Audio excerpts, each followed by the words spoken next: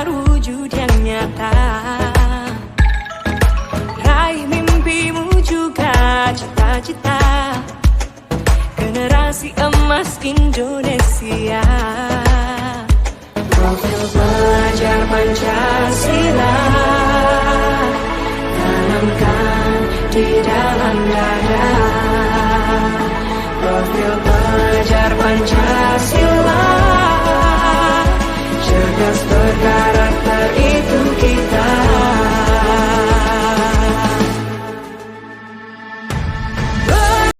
Marilah bersama-sama kita lakukan acara di kesempatan siang hari ini dengan melafaz basmalah. Bismillahirrahmanirrahim. Menyanyikan lagu Indonesia Raya. Hadirin dimohon berdiri.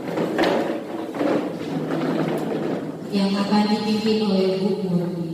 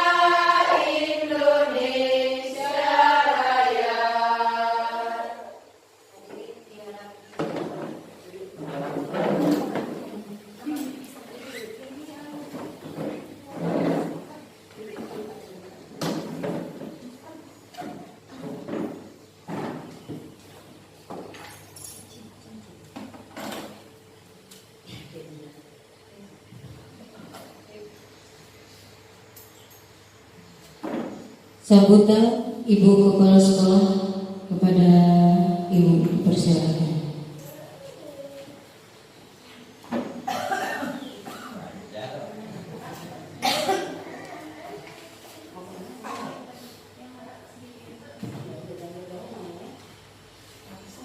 Jangan lama-lama nyuknya.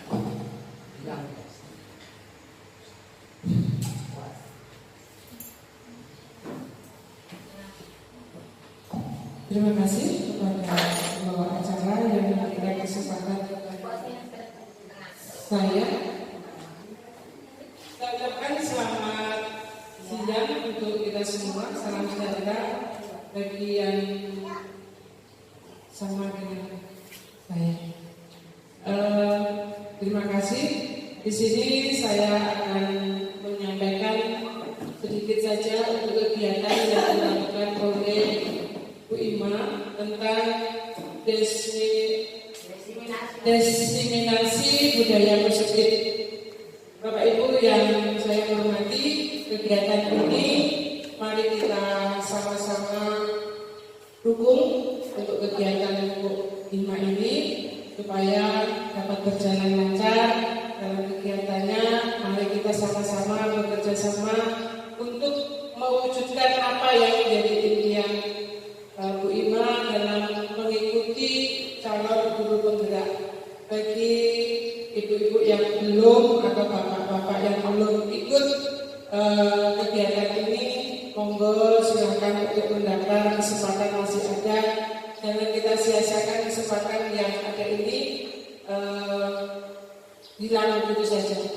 Dan saya ucapkan sekali lagi untuk Bu Ima, selamat mengikuti kegiatan ini sampai selesai. Mudah-mudahan jauh dari rintangan, jauh dari godaan, sehingga lulus seperti Bu Devi. Itu yang dapat saya sampaikan. Terima kasih.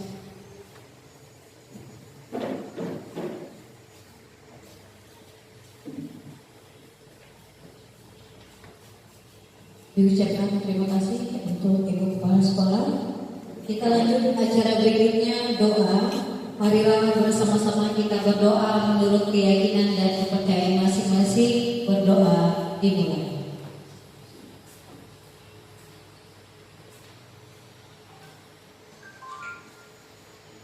Berdoa selesai.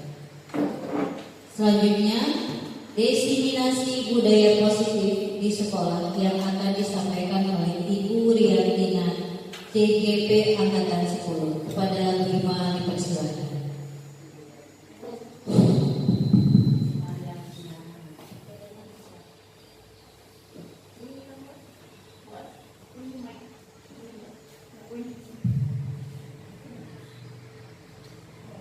Bismillahirrahmanirrahim.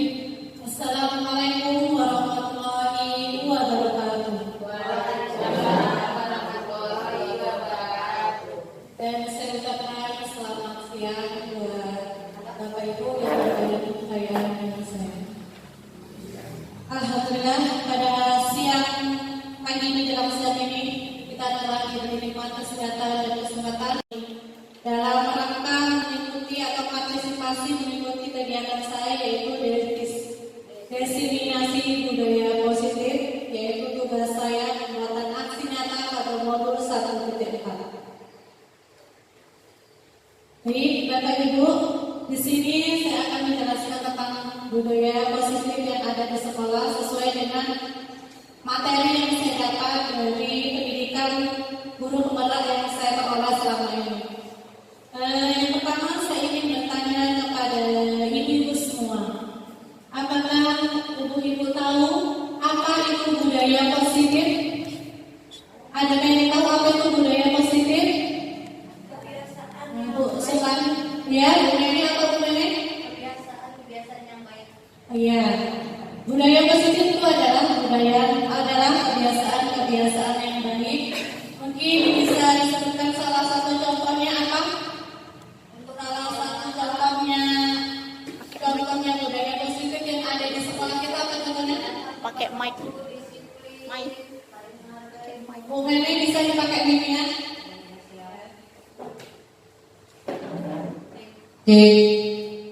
Ya, untuk contoh positif di sekolah itu.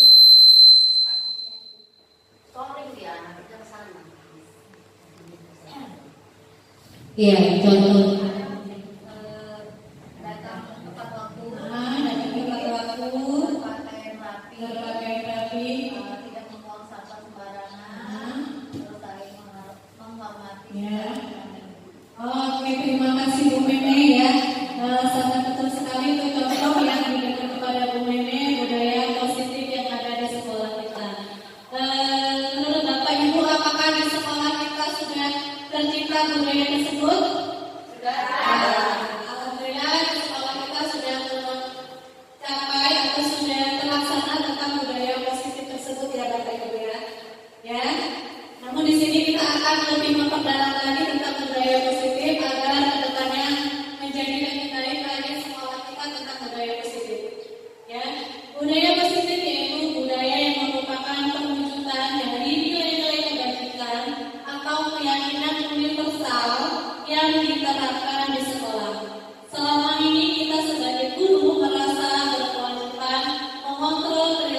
siswa agar memiliki perilaku sesuai yang guru harapkan. Jadi kita berharap murid-murid kita dapat menerapkan budaya positif agar sesuai dengan apa yang kita harapkan.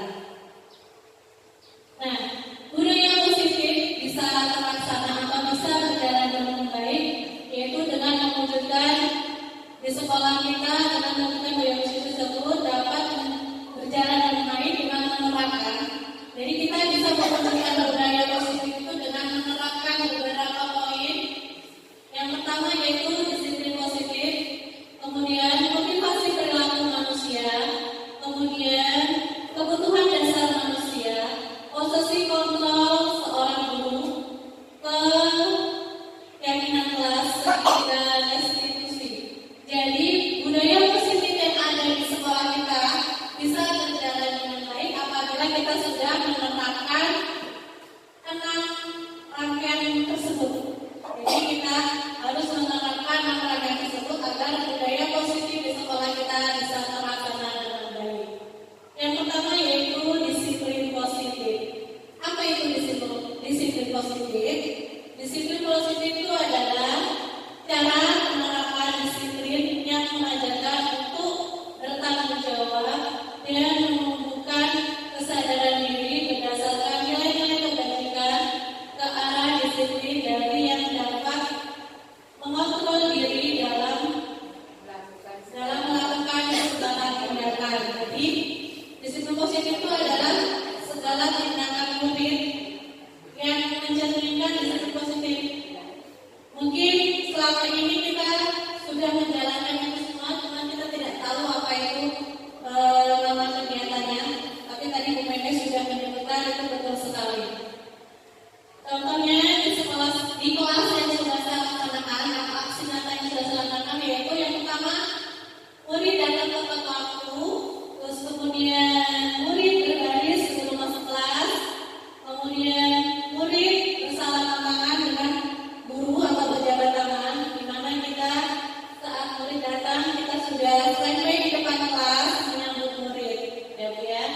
Jadi mungkin kebiasaan tersebut sebenarnya sudah Bapak Ibu lakukan, betul kan? Iya. Mungkin di kelas kursus kami, dosa kami juga sudah terlaksana. Mungkin selesai masuk kelas, anak-anak berdoa.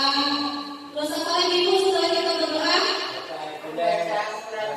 Ya, membaca surat-surat pendek. Terus ada lagi menyanyikan lagu Indonesia Raya. Yang menyanyikan Indonesia Raya, membaca surat-surat pendek itu sudah kita laksanakan. Apa kita sadari bahwa sebenarnya kita sudah melakukan disiplin positif, ya. Nah, jadi kita sebagai seorang guru harus selalu menerapkan itu. Jadi kita harus siap melaksanakan kegiatan-kegiatan tersebut. Baik, kita lanjutkan. Untuk yang berikutnya yaitu tentang Bapak Ibu, saya ingin bertanya kepada Bapak Ibu, jika Bapak Ibu datang ke sekolah tepat waktu itu karena apa? Karena tanggung jawab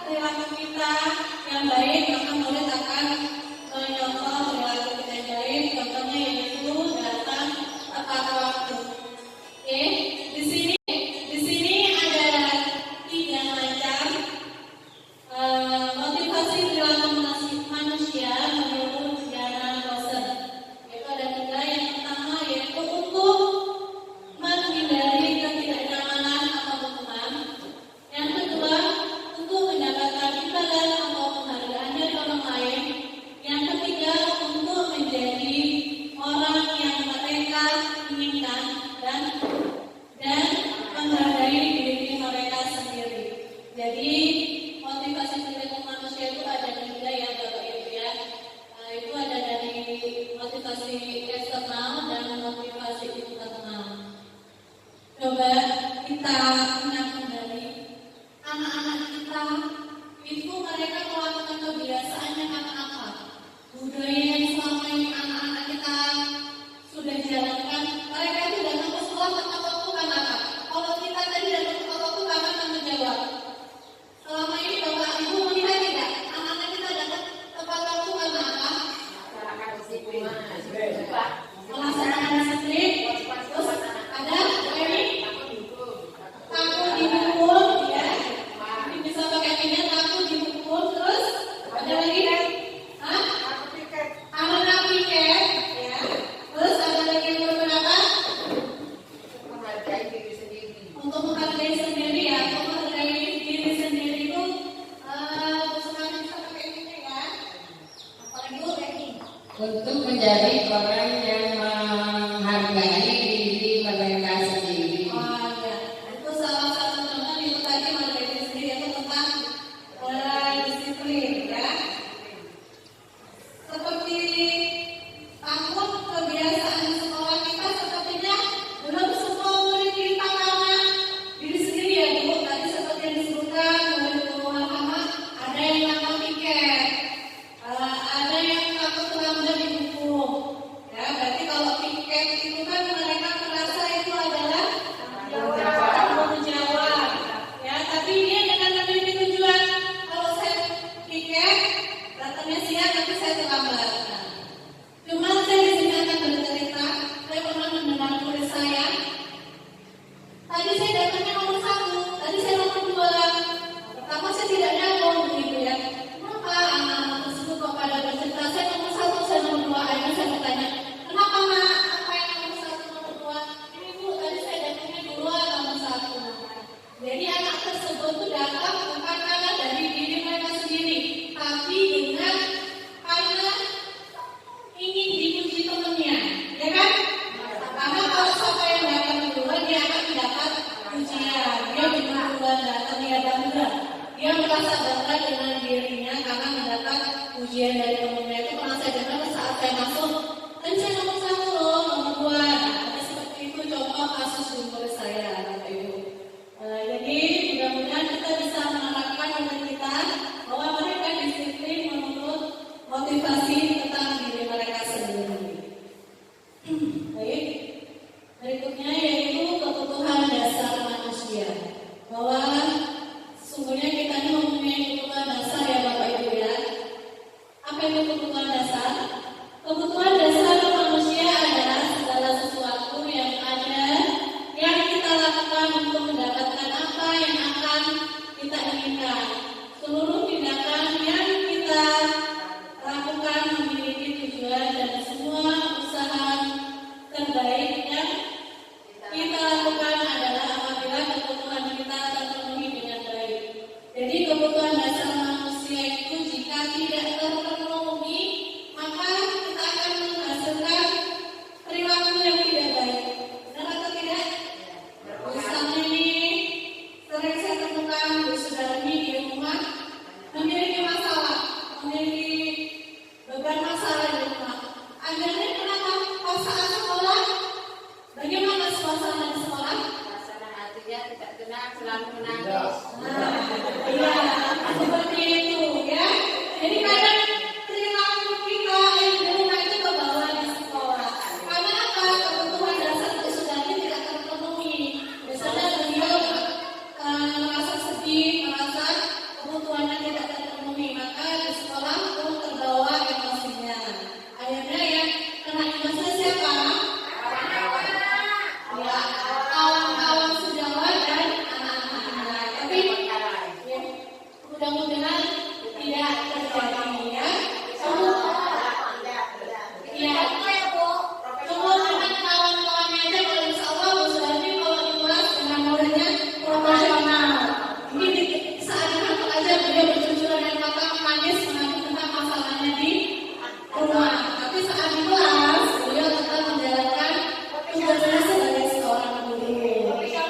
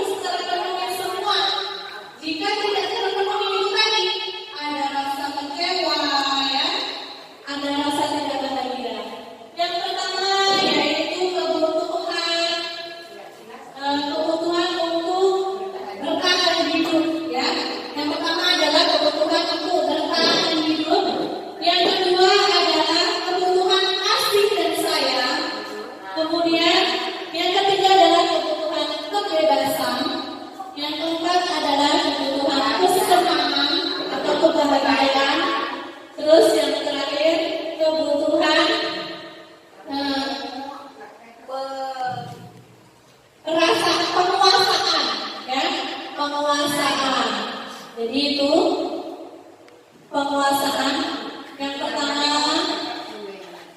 Yang pertama adalah kebutuhan bertahan hidup ya. Jadi 5 kebutuhan dasar tersebut bisa terpenuhi, Bapak Ibu ya. Jadi jika salah satu tidak terpenuhi, maka kebahagiaan yang kita terima tidak sepenuhnya. Kurang. Jadi kebutuhannya tidak terpenuhi.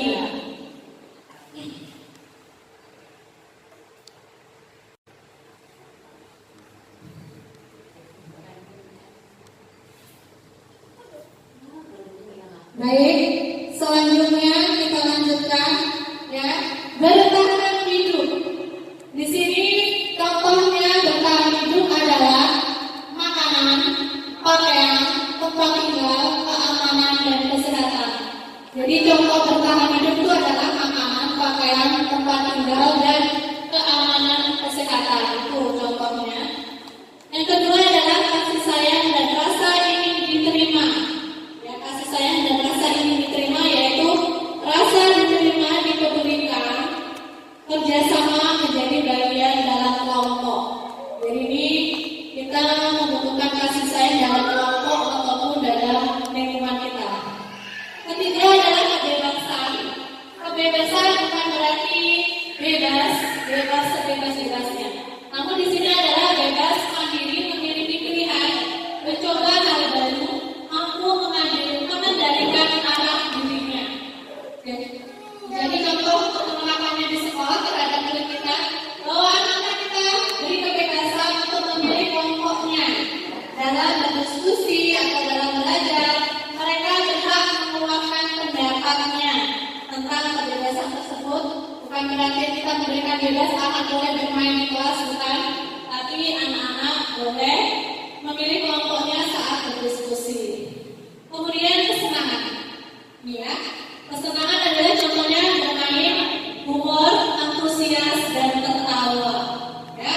Jika kita masih bisa tertawa, masih bisa bermain, itu artinya kita masih dalam keadaan sehat. Kemudian penguasaan.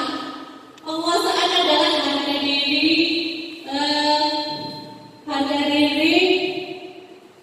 keinginan untuk dianggap, ya. Bahwa kita merasa punya ilmu, kita ingin dianggap oleh orang lain. Misalnya nih, contohnya ini dia pintar dalam bidang agama, cuma kadang ini merasa bisa, cuma tidak dianggap dengan kawan-kawan yang lain. Jadi kadang ini menunjukkan bahwa saya bisa dengan salah satunya sebagai guru agama, beliau mendisiplinkan untuk budaya positif kita mengadakan sholat duha itu biasa yang sering kita lakukan ya. Ya, jadi mudah-mudahan kebutuhan dasar kita ini bisa terpenuhi semua dengan baik agar kita mendapatkan kebahagiaan yang seutuhnya, agar kita bisa menjadi pribadi yang lebih baik. Dan kebutuhan dasar manusia ini harus kita berikan kepada murid-murid kita, anak-anak kita. Kita harus bisa menerapkan terhadap anak-anak kita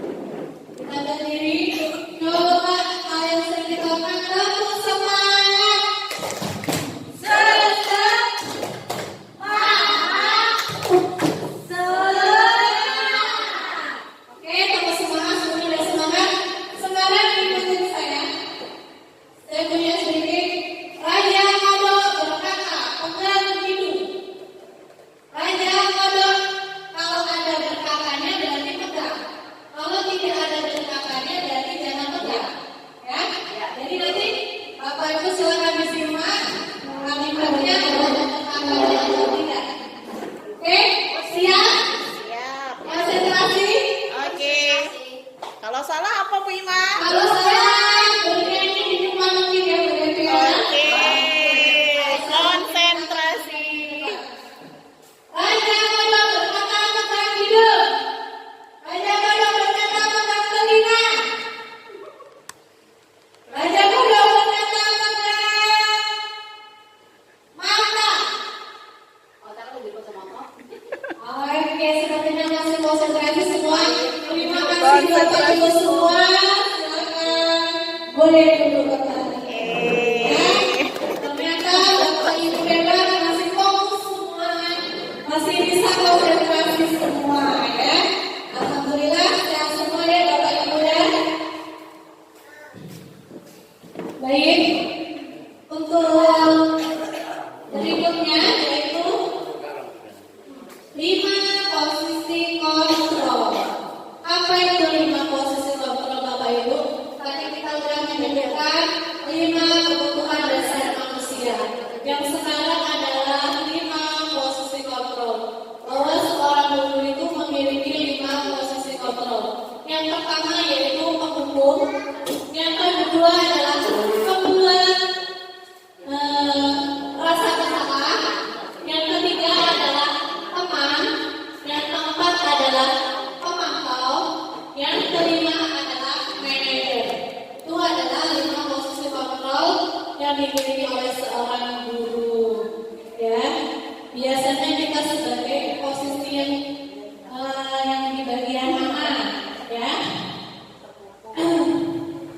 Ya, mungkin yang sering kita lakukan di sini adalah posisi penghukum.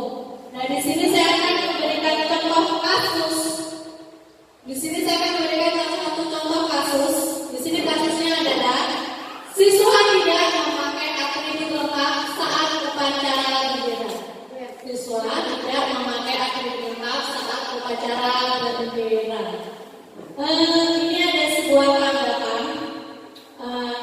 Yang pertama, tanggapan yang pertama adalah guru tersebut bilang, hormat pada bendera selama 1 jam. Hormat pada bendera selama 1 jam. Itu kira-kira posisi kontrol seorang guru yang bagaimana? Yang memberikan hukuman. Oke, ya, tepat sekali Ibu Sukarni bahwa itu adalah kalimat yang diucapkan seorang guru sebagai hukuman. Yang kedua, berapa kali Ibu harus memberitahu kamu selalu saja mengecewakan Ibu. Nah, kalimat tersebut itu merupakan posisi kontrol apa Bapak Ibu? Hah? Tadi kan yang posisi kontrol adalah sebagai penghukum, sebagai apa tadi? Penghukum, sebagai pembuat rasa bersalah, sebagai teman, sebagai memantau, dan sebagai manajer. Yang pertama, kalimat yang pertama tadi sudah benar adalah sebagai penghukum. Yang kedua, kira-kira kita catat kalimatnya itu sebagai apa? Membuat rasa bersalah. Oke, ya, sungguh sekali hebat, bagus sekali. Luar biasa ya, pembuat rasa bersalah. Kemudian berikutnya, pernyataan yang berikutnya, ayo dong ikutin aturan sekolah. Kalau Ibu ya, sekali ini ya sudah, tidak apa-apa, lain kali jangan sampai berbuat seperti ini lagi ya. Nah, itu sebagai apa kira-kira? Sebagai apa? Yang 5 sebagai penghukum, pembuat rasa bersalah, pemantau, terus sebagai teman, sebagai manajer. Ini sebagai apa kalimat tersebut? Hah? Sebagai apa? Sebagai anak-anak. Ibu melihat kira-kira kalimat itu anak kemana? Ayo dong ikutin aturan. Sekolah tolong bantu Ibu ya sekali ini. Ya sudah, tidak apa-apa lain kali. Jangan sampai berbuat seperti ini lagi. Memantau, kalimat memantau. Memantau. Mungkin ada yang lain? Hukum. Menghukum, ya tidak menghukum. Menghukum. Ini adalah salah satu contoh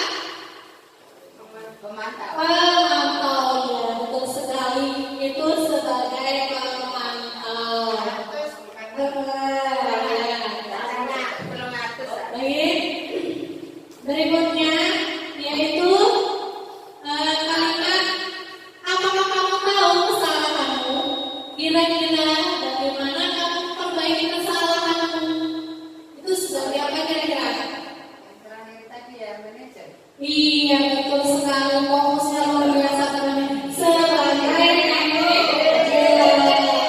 ya. Itu sebagai manajer.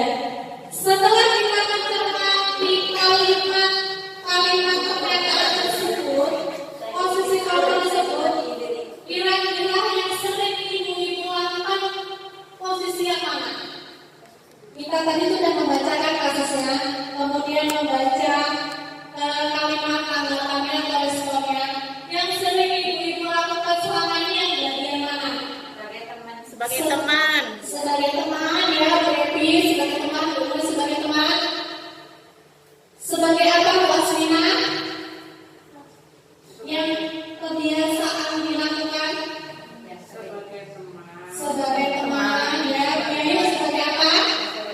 Iya, sebagai teman. Mungkin kelas tinggi dan rendah kita memiliki penerapan posisi kontrol yang berbeda. Tapi alhamdulillah di sekolah kita sering menerapkan posisi kontrol sebagai teman. Dan mungkin kebiasaan ini yang sering kita lakukan. Kita ingat di saat kita upacara bahwa ada anak-anak yang tidak memakai atribut, kita gariskan di barisan yang lain. Benar atau tidak Bapak Ibu? Iya. Kita gariskan di barisan lain.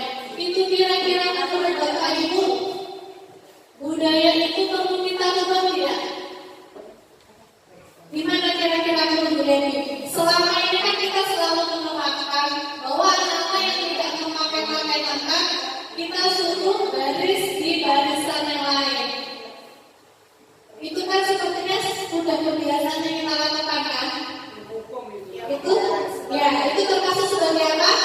Hukuman. Oh, bentuk hukuman, ya. Maaf ya Bapak Ibu, sebenarnya penghukum itu tidak boleh kita lakukan terhadap anak kita. Karena apa?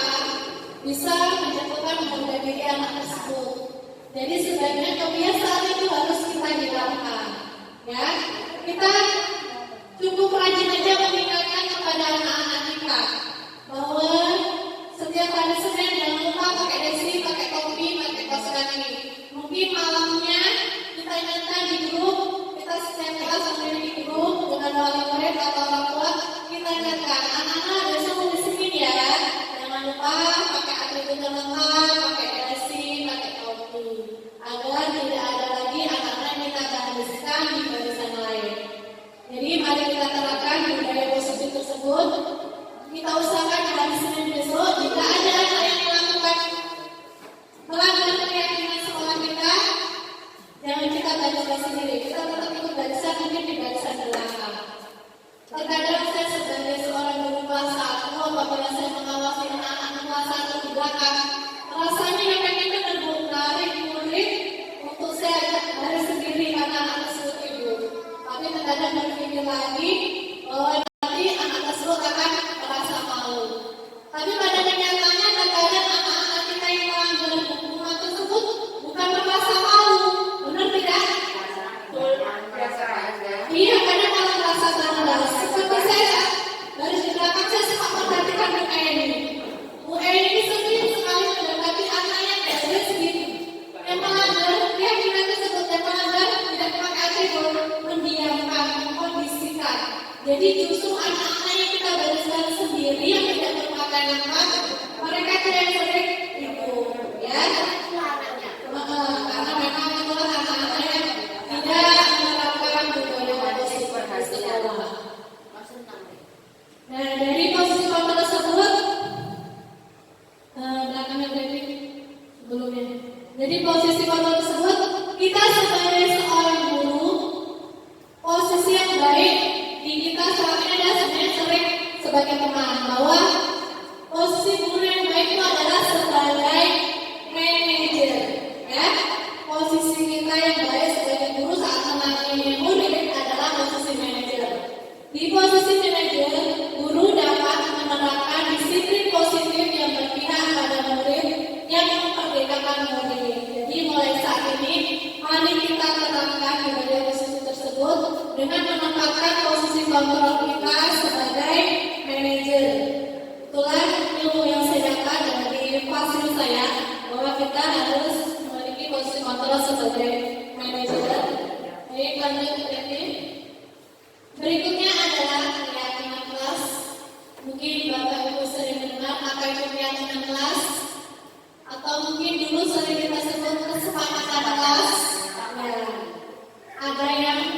memiliki kesepakatan kelas, ada yang memiliki keyakinan kelas.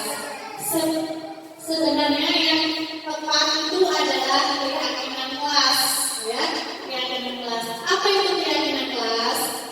Keyakinan kelas yaitu nilai-nilai kebajikan universal yang disepakati secara tersirat atau tersurat lepas dari latar belakang suku maupun agama. Keyakinan kelas merupakan metode untuk menimbulkan kembali disiplin positif yang didasari oleh dari dalam diri. Ya, jadi keyakinan kelas itu timbul dari dalam diri anak tersebut. Nah, saya mau bertanya, ini pembentukan keyakinan kelas. Coba saya mau bertanya kepada ibu semua, apakah di kelas Bapak Ibu sudah terbentuk keyakinan kelas? Sudah, alhamdulillah juga sudah terbentuk, ya. Namun di sini saya tetap akan membacakan bagaimana cara pembentukan keyakinan kelas. Pembentukan keyakinan kelas yang pertama yaitu bersifat abstrak, yang kedua yaitu berupa pernyataan universal, yang ketiga yaitu dibuat dalam pernyataan positif, yang keempat sedikit saja agar mudah diingat, yang kelima sesuai dengan kondisi kelas atau sekolah sehingga mudah diterapkan. Berikutnya, semua warga kelas dilibatkan dalam membuat keyakinan kelas. Jadi saat kita membuat keyakinan kelas, itu semua harus terlibat. Kita buat kesepakatan bersama, ya. Anak-anak kita ajak untuk berpendapat. Ayo nak, sekarang kita buat keyakinan kelas, kita buat kesepakatan. Silakan anak-anak berpendapat. Menurut anak-anak kira-kira apa nih keyakinan kelas yang akan kita buat supaya kelas kita merasa aman, nyaman, damai, dan bisa berjalan dengan baik. Sebentar lagi kan kita mau menaikkan kelas, dan pastinya kita akan ada pergantian murid, ya Bapak Ibu, ya. Jadi di saat itulah nanti di awal pengajaran baru kita membentuk keyakinan kelas, anak-anak berpendapat sesuai dengan pendapatnya. Kita kasih arahan kepada anak, nah kita buat keyakinan kelas yuk, silakan anak-anak berpendapat. Anak-anak pengen kelas yang seperti apa? Anak-anak mengharapkan kelas yang seperti apa? Kelas yang bersih atau kelas yang kotor? Ya, kita buat kesepakatan tersebut. Dan keyakinan kelas itu mengarah kepada nilai-nilai kebajikan. Jadi kita menggunakan kalimatnya itu harus yang tepat. Misalnya nih, jangan buang sampah sembarangan. Tepat atau tidak kira-kira? Tepat. Tidak, Buyayu, betul. Yang tepat bagaimana Buyayu? Alhamdulillah, ya. Yang tepat adalah pernyataan Buyayu. Buanglah sampah pada tempatnya. Jadi, keyakinan kelas itu tidak boleh terdapat kata tidak atau jangan. Jadi langsung buanglah sampah di kotak sampah, ya. Datang ke sekolah tepat waktu. Itu contoh nilai kebajikan yang sesuai, ya. Jadi kita jangan menggunakan lagi kata jangan atau tidak. Ya, itu di sekolah di kelas saya, alhamdulillah sudah terbentuk keyakinan kelas. Awalnya saya mengajak anak-anak untuk berdiskusi, berpendapat. Jadi di sini ada sebuah kegiatan, ini contoh kegiatan saya saat pembuatan keyakinan kelas, di mana anak-anak tersebut saya bagi kertas kecil saya bagi. Silakan nak. Sebelumnya saya berikan arahan dulu kepada anak-anak. Anak-anak pengen nggak punya kelas yang aman, nyaman? Kalau anak-anak menginginkan coba silakan anak-anak tulis apa yang kalian hadapkan untuk kelas kita. Tulis di kertas tersebut. Nah, itu yang pertama. Kemudian anak-anak menulis keyakinan yang mereka inginkan. Kemudian saya siapkan karton di papan tulis. Silakan jawaban anak-anak, tulisan anak-anak tempelkan di kertas yang sudah Ibu siapkan. Kemudian mereka menempel. Itu karena kelas 1 ya Bu, jadi masih mungkin belum semaksimal mungkin. Kemudian sudah berkata semua, anak sudah berkenal semua dan sudah berkenal semua. Saya memanggil salah satu siswa untuk membacakan apa saja kira-kira keyakinan anak-anak kita. Nah, itu yang paling bawah itu adalah jawaban anak-anak. Salah satu anak yang sudah membacakan tanggapan dari teman-temannya. Setelah dibacakan oleh salah satu temannya, di situ kami menyimpulkan keyakinan kelas kami jadikan kesimpulan. Nah, itu keyakinan kelas saya, Bapak Ibu. Jadi setelah mereka berpendapat, baru kami jadikan sebuah keyakinan menjadi satu. Ini keyakinan kelas saya yaitu 1D. Pertama, hadir tepat waktu. Kedua, memakai seragam sekolah sesuai aturan. Ketiga, disiplin menjalankan piket sesuai jadwal. Keempat, menyelesaikan tugas tepat waktu. Dan kelima, meletakkan sepatu di rak sepatu. Itu ya Bapak Ibu contoh keyakinan kelas di 1D. Mungkin keyakinan kelas antara kelas 1, kelas 2, dan mungkin kelas 6 mungkin berbeda-beda sesuai dengan ininya masing-masing, keyakinan kelas masing-masing, dan pasti kemampuannya berbeda dari kelas tinggi ataupun kelas terendah ya Bapak Ibu. Silahkan dikatakan buat yang belum mendapatkan keyakinan kelas tersebut. Baik, yang berikutnya, ya kita mohon maaf terkendala dengan mati lampu. Yang berikutnya adalah tentang segitiga restitusi. Apakah Bapak Ibu pernah mendengar apa itu segitiga restitusi? Pernah belum mendengar Bapak Ibu segitiga restitusi? Ya. Restitusi adalah suatu proses menciptakan kondisi bagi murid untuk memperbaiki kesalahan mereka sehingga mereka bisa kembali ke kelompok mereka dengan karakter yang lebih kuat. Jadi sebenarnya segitiga restitusi itu adalah cara penyelesaian masalah, ya, cara penyelesaian masalah terhadap anak-anak kita atau murid-murid kita, ya. Mungkin selama ini Bapak Ibu sudah sering melakukannya melalui segitiga restitusi tersebut, ya. Cuma tidak tahu apa itu namanya segitiga restitusi. Nah, saya di sini punya gambar segitiga restitusi, yaitu segitiga restitusi adalah suatu proses dialog yang dijalankan oleh guru agar dapat menghasilkan murid yang mandiri dan bertanggung jawab. Ya, jadi segitiga restitusi adalah sebuah dialog antara murid dan seorang guru. Kenapa dikatakan segitiga restitusi? Karena dia memiliki 3 bagian atau 3 tahapan. Yang pertama adalah identitas masalah, ya.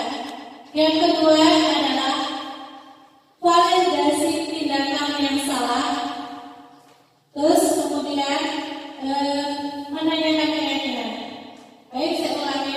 Tahapan segitiga restitusi itu ada 3. Yang pertama yaitu menstabilkan identitas. Yang kedua yaitu validasi tindakan yang salah. Dan yang ketiga adalah menanyakan keyakinan kelas. Ya, jadi ini adalah segitiga restitusi. Bagaimana kita menstabilkan identitas? Kita menstabilkan identitas dengan mengajukan pernyataan, yaitu yang pertama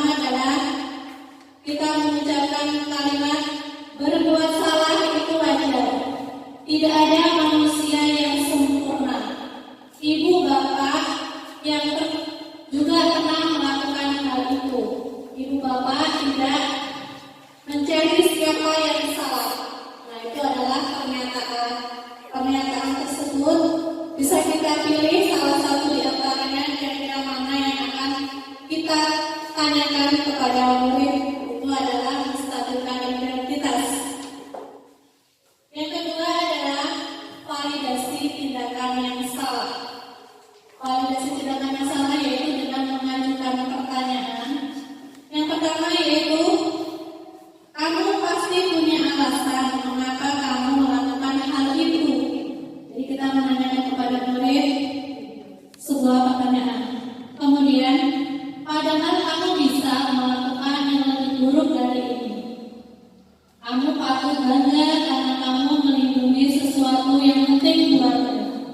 Kamu melakukan karena kamu mempertahankan sesuatu yang ingin kamu miliki. Ya, itu adalah pertanyaan yang akan kita tanyakan kepada murid.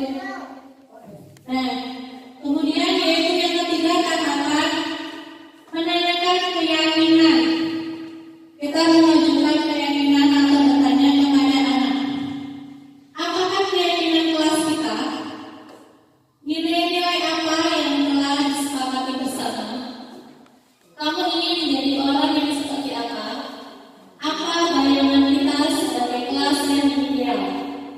Jadi kalimat-kalimat atau pernyataan tersebut Bapak Ibu bisa kita pilih, kita sesuaikan dengan kasus yang kita miliki. Mungkin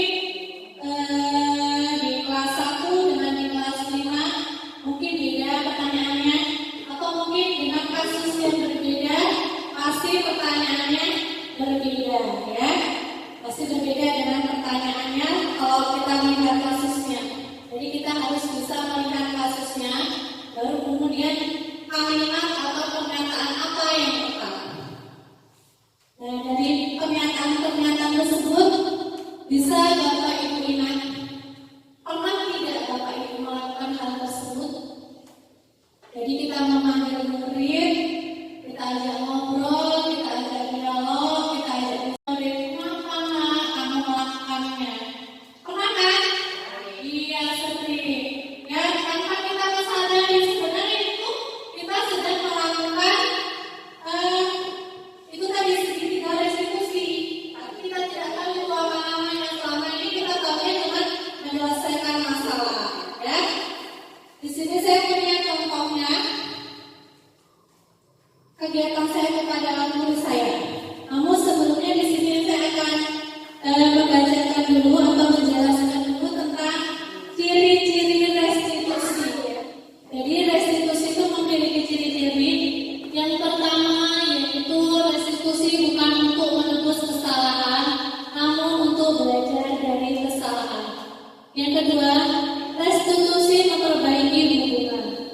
Restitusi adalah tawaran bukan paksaan. Restitusi menuntut untuk melihat ke dalam diri. Restitusi fokus pada karakter bukan tindakan. Restitusi menguatkan. Restitusi fokus pada solusi. Nah, itu tadi Bu ciri-ciri restitusi. Sebenarnya kita selama ini sudah menjalankannya, tapi kita tidak tahu bahwa itu restitusi atau apa. Di sini karena mati lampu ya Bapak Ibu, sebenarnya saya akan menayangkan contoh penerapan restitusi yang sudah saya laksanakan. Jadi kemarin saya sudah membuat restitusi yang sudah saya jalankan. Saya sudah praktekkan kepada murid saya yang memiliki kasus bahwa anak tersebut tidak selesai mengerjakan tugasnya, tidak selesai menyelesaikan tugasnya. Kemudian saya memanggil anak tersebut ke kantor. Saya panggil, saya ajak berdialog, kenapa sebabnya tidak menyelesaikan tugasnya. Dan ajak juga kemarin saya menyelesaikan kasus anaknya terlambat dalam ke kelas. Mungkin di sini tidak bisa kita lihat tayangannya, tapi kita akan mendengarkan percakapannya antara saya dengan murid saya yang bernama Musa. Ya Bapak Ibu, kita akan dengarkan nanti dialognya. Sayang sekali tidak ada tampilannya karena kita terkendala oleh mati lampu. Sebenarnya Kurang cas itu.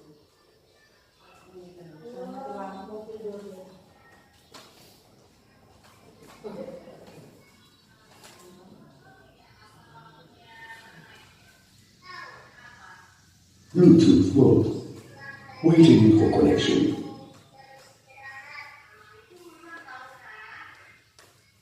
Line in mode.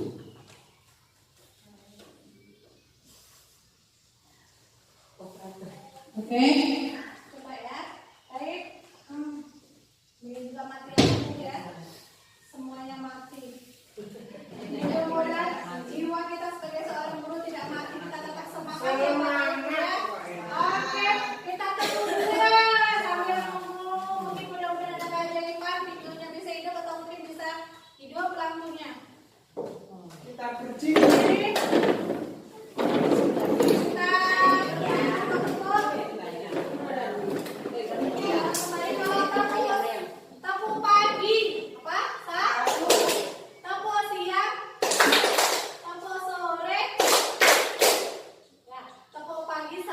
Line in mode.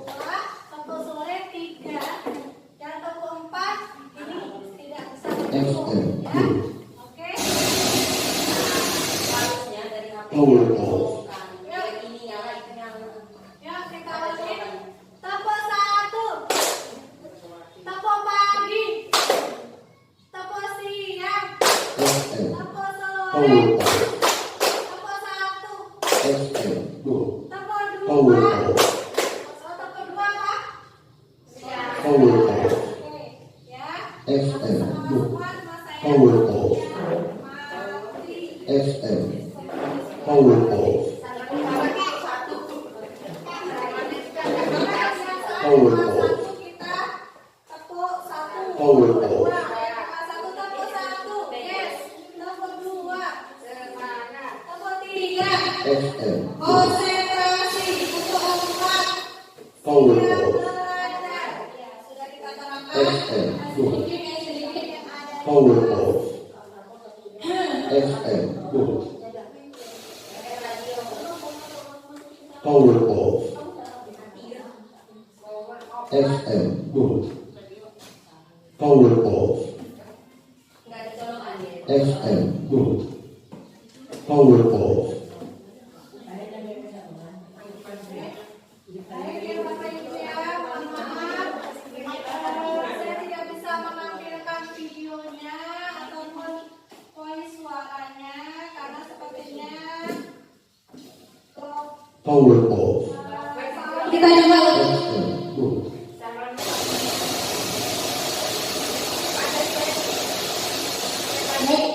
Power off. mungkin saya tidak bisa semaksimal mungkin memberikan contoh kegiatan segitiga restitusi. Power off. restitusi yang saya sampaikan kepada Bapak Ibu semua, karena terkendala mati lampu, jadi sawannya juga mati ya. Baik, mudah-mudahan kita semua bisa menerapkan segitiga restitusi tersebut terhadap anak-anak kita ya. Alhamdulillah saya sebagai guru kelas 1 kemarin sudah menerapkan dan bisa berjalan dengan baik. Namun di sini saya tidak bisa saya tampilkan. Baik. Kesimpulannya, dalam menerapkan program hendaknya guru memiliki standar kepribadian profesional dan sosial yang baik, di mana guru mampu merefleksikan dirinya dalam posisi kontrol saat ini. Jadi guru itu harus bisa memposisikan kontrol kita yang sesuai dengan apa yang murid-murid harapkan. Mudah-mudahan kita semua yang ada di sini bisa menerapkan posisi kontrol kita sebagai guru dengan baik dan budaya positif kita bisa berjalan lebih baik lagi dari sebelum-sebelumnya. Itulah dari Bapak Ibu pemaparan dari saya tentang budaya positif. Semoga ilmu yang saya dapat, yang saya sampaikan kepada Bapak Ibu semua bermanfaat untuk kita semua dan bermanfaat untuk sekolah kita. Sekolah kita menjadi sekolah yang unggul, berprestasi. Terwujudnya generasi-generasi yang berprestasi.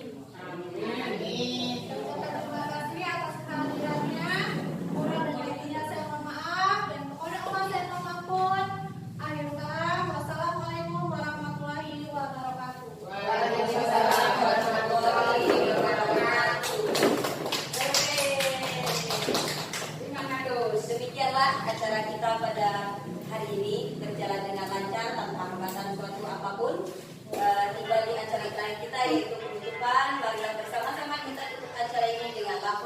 Assalamualaikum warahmatullahi wabarakatuh. Waalaikumsalam warahmatullahi wabarakatuh. Lanjutkan makan siang bersama.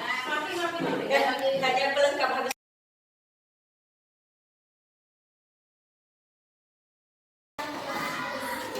Assalamualaikum warahmatullahi wabarakatuh.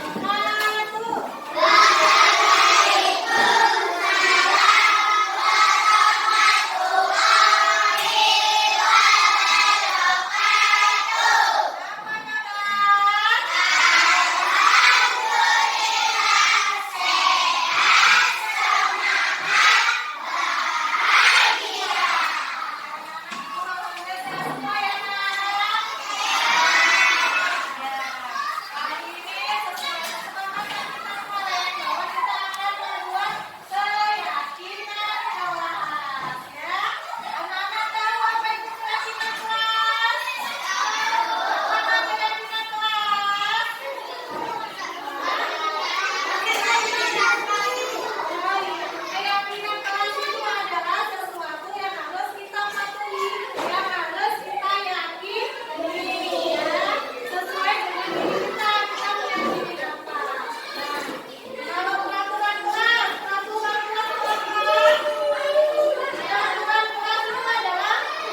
yang harus kita patuhi. Apabila kita melanggar, kita akan mendapat hukuman, ya. Tapi hari ini kita akan membuat keyakinan kelas.